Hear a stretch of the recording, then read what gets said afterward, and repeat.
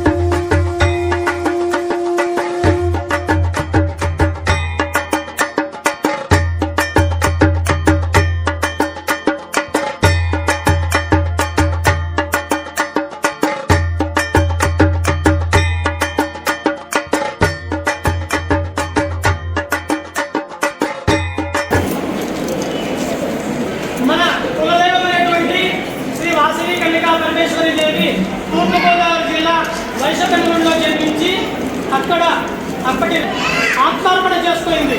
అంతకు ముందు వైశ్యుల గోత్రాలన్నీ కూడా 714 గోత్రాలు ఉంటే అమ్మవారితో పాటు 102 గోత్రీకులు ఆమెతో పాటు ఆత్మార్పణ చేసుకున్నారు.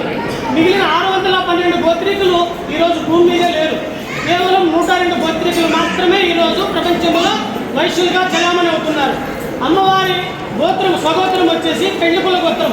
ఆ పెళ్లికుల గోత్రం వంశీకులు వచ్చేసి పెళ్ళాంధ్రకంలో మధ్య చెరువులు ఈరెంటోళ్ళు గుర్తించి ఈరోజు సెలబ్రేట్ చేస్తున్నందుకు జీవితం కాదు వయసు ఉన్నంత వరకు కూడా చంద్రబాబు గారు కానీ పవన్ కళ్యాణ్ గారు కానీ ఖచ్చితంగా గుర్తుంచుకుంటారని చెప్పి దాంతోపాటు కూటమి ప్రభుత్వం సంబంధించి బీజేపీ జనసేన టీడీపీ ప్రభుత్వం మరియు మన కళ్యాణం కూడా అత్యంత అభివృద్ధి చేసేకి మన ఎమ్మెల్యే గారు వచ్చారు.